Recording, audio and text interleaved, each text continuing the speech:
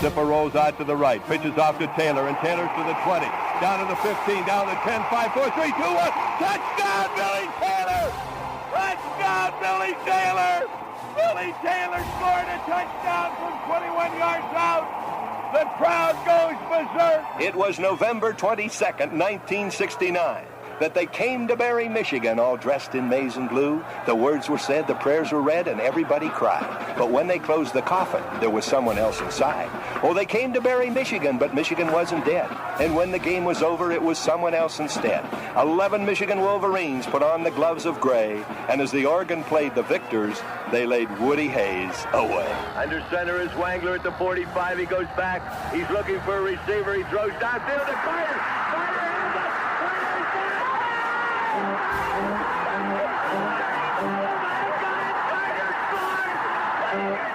Who's got it better than us? Nobody!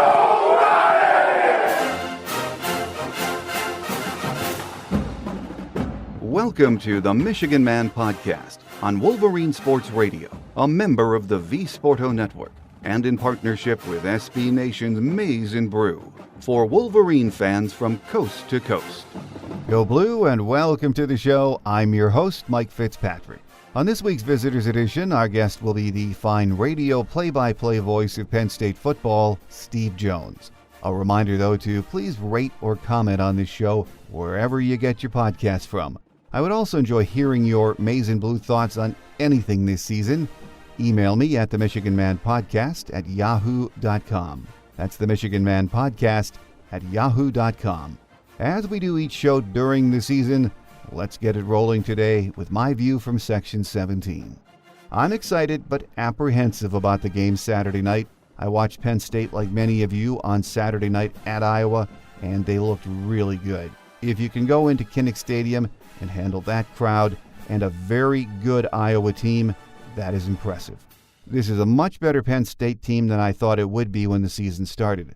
I guess we shouldn't be surprised, though. They have had top 10 recruiting classes for the past 4 years or more. The major question at the start of the season was, how good will their quarterback play be? McSorley was outstanding the last 3 years, and his backup Tommy Stevens transferred after the season. So, in effect, last year's third-string guy would be the starter. Well, that guy is Sean Clifford, and he has one of the highest quarterback ratings in college football.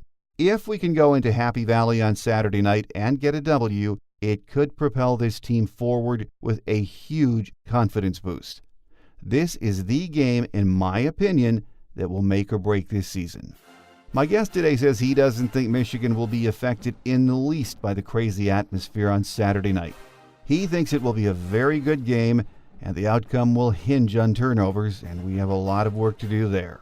Penn State radio play-by-play voice Steve Jones is my guest on this week's Visitors Edition, right here on the Michigan Man, in partnership with our friends at SB Nation's Maize and Brew.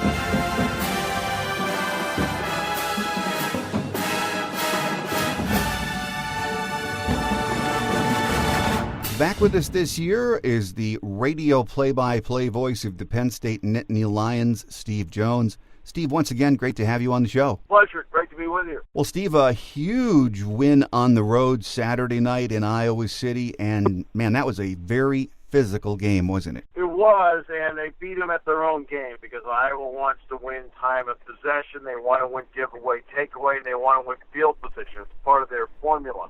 Penn State ended up winning all three in that game, and I think that's the reason they won the game, that they beat Iowa at their own game. And I was very impressed watching the game. Really, other than highlights, it was the first chance I had to sit down and watch Penn State. Liked what I saw on both sides of the ball, but let's talk about the offense first.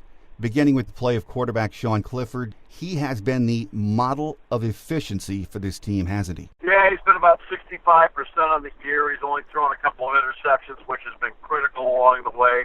For the most part, his accuracy has been his calling card. But I also think something else has been important for him. He's a much better runner than I think people realize.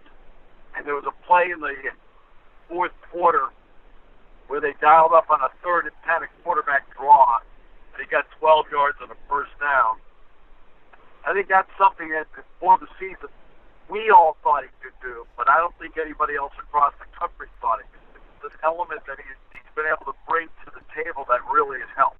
No, absolutely. I don't think a lot of us knew about his wheels, and that was very impressive. He's one of those guys, you watch him, he doesn't look like he's fast. You know, Todd Blackledge said he has his 40 time at about 4.5 right now, but he knows how to get out of that pocket. He just feels when to leave and head for green grass. Well, he does, and he's actually, at the combine, Trace McSorley turned in, I want to say the second fastest 40-yard time in the combine last February, March. The 40 time of Sean Clifford's better than Trace McSorley. It's just a question of how you operate that 3 to 5 foot circle in the pocket. I think he's operated there pretty well, but his straight line speed is outstanding. Well, until Saturday, it had been sort of running back by committee, 4 backs with 28 or more carries. But Noah Cain seems to have separated himself, especially against Iowa. He looked good. Noah Cain's the definition of a downhill runner. He's a no-nonsense person. He's all business. And he's a no-nonsense running back. He's the kind of guy, Mike, that if you hit him at 3, he'll fall and get you 5. If you hit him at 5, he'll fall and get you 7. So he's the definition of a downhill runner. I don't think it's any coincidence that Penn State closed the game on its terms, and he was the guy in the game helping them do it, because the offensive line was able to play downhill and had a downhill runner behind them to close. Well, he sort of is a Penn State central casting back. He looks like we've seen him before come out of Happy Valley. But what was really impressive is we had seen the Iowa defense the week before. This is a big, strong defense. And when there wasn't much there, he just takes on the D linemen and the backers, and he runs right at you. He is a strong, strong kid. Yeah, he had 102 yards rushing in the game, and his longest run was 12 yards. So he is somebody that's physical. He, again, has that lean, but I also think Penn State, it's interesting how all 4 backs seem to have their own style, and his style really fit that moment in the game for Penn State. Is he a burner, Steve, a guy that can take it to the house? I would say Devin Ford and Journey Brown are those 2 guys among the running backs. Cain's the kind of guy who has that burst, and that burst, especially, I'd like to see what his 10 time is and what his 20 time is, as opposed to his 40 time. Because I think his 20 time would tell you about the burst that he has that allows him to get into that second and third level. Well, another weapon on that Penn State offense, I think, that scares a lot of us is K.J. Hamler, who Todd Blackledge mentioned during the game, reminds him of Percy Harvin. One heck of a playmaker, isn't he? He's a great playmaker, a guy you have to get the ball into his hands. I don't think he had anybody who has a 4.27 40 guy sitting on the outside, you want to get the ball into his hands. So he's on the kick return team. He's on the punt return team. You can get the ball to him on a reverse, even though they haven't really done it that much this year. And you want to get him into as many situations where you can get him into space. Mm-hmm. Last year when Penn State played Ohio State, they ran a shallow cross, and on the shallow cross he took it, and then he went 93 yards for a touchdown. That's what he's capable of. So he can beat you one-on-one with his speed. But then, if you do something shallow with him and it's in space and you've given him space, then he's going to create a big problem for you. Well, I'm a tight end guy, and another impressive piece of this offense is big tight end Pat Freiermuth. He is a load, and I thought he got in the end zone Saturday night. I don't know how they overturned that one. Well, they did, but you know what? They won the game, so it didn't really matter in the end. It just hurt Pat's stats. But, look, this is the 2 tight ends. It's not just Freiermuth. It's Nick Bowers, too, the senior, that have really made a difference because the 2 of them are complete players in that H-back tight end spot, Mike, because they can take those guys and they can pull them into the hole and use them as blockers like fullbacks, but they're also really good with their hands. And so Bowers is averaging like 27 yards a catch. Freiermuth had a game against Pitt where he had 9 receptions. And let's face it, a tight end many times can be a quarterback's best friend, and these two guys have been really good. Well, before the season, there were plenty of questions about this offense, maybe outside of State College, but mainly because of all the pieces they lost. But this is now, as we're seeing, a very, very good offense with a young budding star in Noah Cain at running back. And the good news is it should get better as the season progresses, Steve. Well, I think part of that has been they've got a defense that allows them to get better. So the defense allows the offense to buy time to get better as time goes. Penn State, though, has played a couple of really, really good defenses this year. I mean, Pitt has a very good defense. Iowa, as you know, after watching them against Michigan, has a very good defense. So they were able to do enough in each game offensively to win the game. When you look at the 85-yard drive that they put together for a touchdown, that was big. They were able to convert the other drive, 35 yards, that's the Brisker interception, that was big. And then, of course, when they had the chance to put the game away at the end, they were able to gobble up first downs and eat the clock out and close the game on their terms. Well, let's talk about that Nittany Lion defense for just a minute, Steve, which has allowed the offense time to grow and mature. They are physical, they are long. That is one heck of a defense, and they put up some crazy numbers so far this year. Well, the big part is not just physical and long, it's speed. Yeah. They have speed across the board.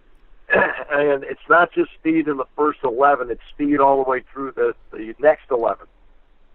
Good example is they're playing Maryland, and Micah Parsons got hit with a targeting call, which, by the way, was the right call in the first half of the game, and, in fact, it was the first quarter. So he had to exit, and Jesse Lucchetta came in. And Lucchetta, you would know that whether it was Parsons or Lucchetta on the field. Lucchetta turned in a great performance. And they play a lot of people. And the idea is by playing a lot of people, you can keep the speed out there the entire time, and thus can be fresher in the fourth quarter. But it's the speed that has made the big difference in that defense. Everybody can run. Well, and they were very impressive. You could tell that on Saturday night. But the guy that jumped out at me was Robert Windsor, D lineman. Yeah. He looks like a one-man wrecking crew, Steve. Windsor, at the middle of last year, really started to come on. And I know he had considered of the possibility of going to the draft because he had played so well final 4 or 5 games of last year. But he decided to come back. And when you've got Yetur Gross-Matos on the outside, Shaka Toney on the outside, now you've got to account for them. That pressure up the middle where you can get directly into the face of a quarterback creates so many problems. And he is also very confident with whatever matchup he has in front of him. Windsor's play has really elevated the defense because it's given them that extra element in the middle that a really good defense needs, that pressure straight into the face of the quarterback. Well, he jumped out at me Saturday night. I mean, they were double-teaming him and could not keep him out of the backfield. There's so much talent on that defense. Can you just throw a few of the other names at us, Steve, that we should watch out for Saturday? Sure, P.J. Mustipher is a backup defensive tackle that's really come on. I mentioned Shaka Toney and Yetur, and I mentioned Micah Parsons, who's just a great athlete out there. Jan Johnson is a fifth-year senior middle linebacker who's the glue to the defense. He really has the ability to get everybody into the right spots. Cam Brown's a fourth-year senior on the outside who's got length and really knows how to play. The two corners, Tariq Castro-Fields and John Reed, are probably both NFL guys in the end. Garrett Taylor at safety. And then Lamont Wade is a guy that a lot of people here have been waiting to see if Lamont Wade could really be a contributor at Penn State. He came in as the Pennsylvania Player of the Year a couple of years ago, a lot of accolades, and it's taken him a while to get going. And now it turns out in this his junior season, he's turning in a spectacular year. Well, Penn State's recruited at an elite level for years now. We know that. And even though some people might be surprised at how well they're playing this year, maybe we shouldn't be. This team is completely loaded with talent, isn't it, Steve? I think the deal, Mike, is that it was young. And when it's young, it's unproven. And when you look at a football team in the off-season, what's the first thing that, if you're trying to get a handle on a team, what's the first thing you look at? Do they have a returning quarterback? Mm-hmm. Penn State did not have its returning starter. So a year ago, there was a lot of expectation about Penn State because they had Trace McSorley back for the third-year quarterback. That elevates your off-season profile automatically. And I think because Penn State did not have that, which every once in a while you have to go through, people weren't sure how good Penn State could be because they had to replace the quarterback. Well, now it turns out that a lot of this young talent, which is one thing James Franklin does, the other part to talk about playing a lot of people, Mike, when you play a lot of people, they get experience. Right. Well, a lot of these guys played last year. Wade played last year, right? Lucetta played last year. Parsons played last year. Mustapher played last year. The wide receivers all played last year. Dotson played a lot last year. Slade and Journey Brown played last year. Fryermuth played last year. But they were all in, for the most part, a lot of those guys were backup roles. But they played 40% of the plays last year. Mm-hmm. Well, that's something that gives you the game experience. So now, when you put them into a game, the game doesn't seem so fast to them. And I think that's the part that, when you're trying to replace starters, which every team has to do, well, when you're doing it with guys that have already played, which we know, and the outside world may not know, you realize you got something better than other people realize. Well, Steve, I'm not sure if you've seen much of Michigan this year, but your early impressions of how these teams match up Saturday night. Well, you know what? Michigan's interesting because I know Shea Patterson's very good, and I know the two running backs each had 100 against Illinois, which I think is impressive. The wide receivers are very good. Tariq Black, Donovan Peoples-Jones, Bell. I like Charbonnet. He's tough, hard-nosed. I was impressed by Hassan the other day. Defensively, I'm a big Uche guy. I just think he gets in the game, you're like, okay, we're six. Kwity Paye, I think, is tremendous. I look at Josh Metellus. That is a big-time major league safety there. I think when Lavert Hill's out there, that's a big-time major league corner. I mean, they have athletes. I think they're aggressive.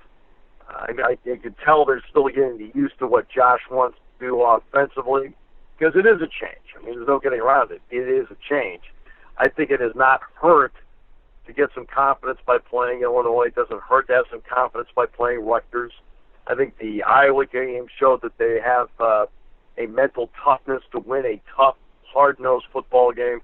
So that's the kind of Michigan team I'm expecting to see Saturday night. Well, it's going to be a tall order because, as you know, the Michigan has struggled with turnovers this year, and you get into Happy Valley with that environment. I think a lot of our fans you talk to can see maybe a game like the last time we were there that gets out of hand, especially if you make mistakes. It is a tough environment, Steve, isn't it? Well, it is a tough environment, but you know what? It's, to me, environments like that, and I talked about this when Penn State went to Kinnick last week. People were saying, oh, my goodness, the environment. I said, look, the environment helps the home team. The environment, to me, only affects usually the offensive tackles, because if they can't hear signals or you're trying to do silent count, you can jump, all right? That's where it affects. Michigan's not going to be bothered, Shea Patterson's not going to be bothered playing in the environment. It's just going to be the communication part of it that they're going to have. But it's also fun. I think you want to play in a stadium with 111,000 like Michigan. You want to play in a stadium like 110,000 like Penn State. You embrace that and you have fun with it. And I think that's what makes it great. See, college football is way above the NFL right now in terms of environment. Oh, yeah.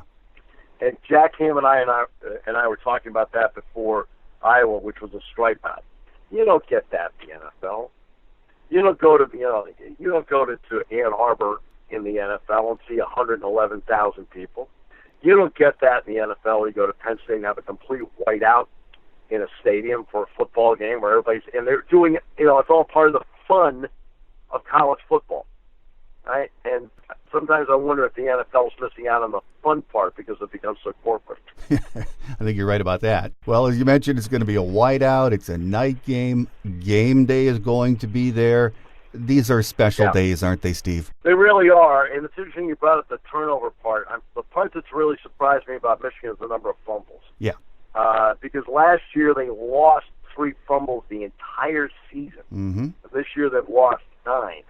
And I think the giveaway, takeaway part is going to be an important part of this game. If Michigan can come in here and take care of the ball, that gives them a really good shot. If they get sloppy with it, then it opens the door for Penn State. But you're right, it's going to be fun. This is, look, there's certain weekends you circle all the time. It's like Michigan always circles the Ohio State week.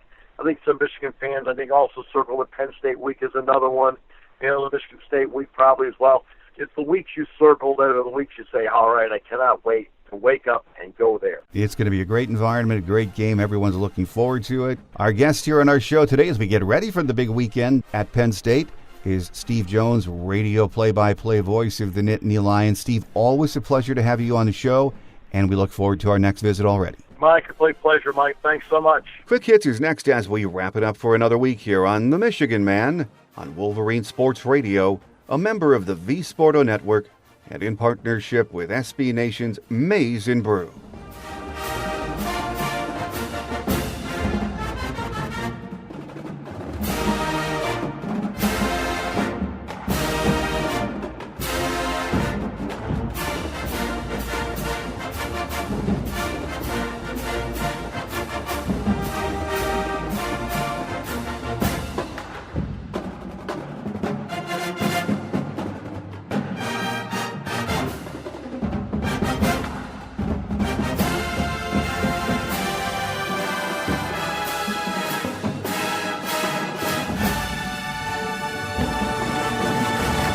On Quick Hits today, once again, not much to report on the injury front. Jim has said he is hopeful that we will see Kwity Paye back, as well as Lavert Hill. No update on Nico Collins. My guess is even if you have minor aches or pains, you will be ready to go for a game like this. Here are some game day notes. Michigan is 14-8 all-time against Penn State. The first meeting was a 21-13 win at Happy Valley on October 16, 1993. Last year, we prevailed 42-7 in Ann Arbor. James Franklin is in his 7th year as head man, and his record is 51 wins against 21 losses. Last year, they were 9-4, 6-3 in the Big Ten, good for 3rd in the East. They fell 27-24 to Kentucky in the Citrus Bowl, and they finished the season at number 17 in the Coaches Poll. The weatherman says it should be a really good night for football. Temps will be in the 50s, dipping into the 40s during the game. It will be breezy, but it's going to be dry. So get ready. In my opinion, this is the swing game for our season. Find a way to win however you do it, and we could be on our way. Lose this one? Well, who knows where the season goes from there. So be positive, think victory, beat Penn State. That will do it for another week. I'm your host, Mike Fitzpatrick. Have a great Wolverine weekend, everyone, and enjoy the game. Until we meet again next week when we get ready for a visit from the Fighting Irish, take care, and as always, go blue. Thanks for joining us today on The Michigan Man, here on Wolverine Sports Radio, a member of the V Sporto Network, and in partnership with SB Nation's Maize and Brew. Our listener lines are open 24/7 for your calls at 313-263-4842. That's 313-263-4842. Or email us at themichiganmanpodcast@yahoo.com. That's themichiganmanpodcast@yahoo.com. The Michigan Man Podcast is produced at the studios of Robin Lynn Productions, Allen Park, Michigan, and is not affiliated with the University of Michigan. Go Blue!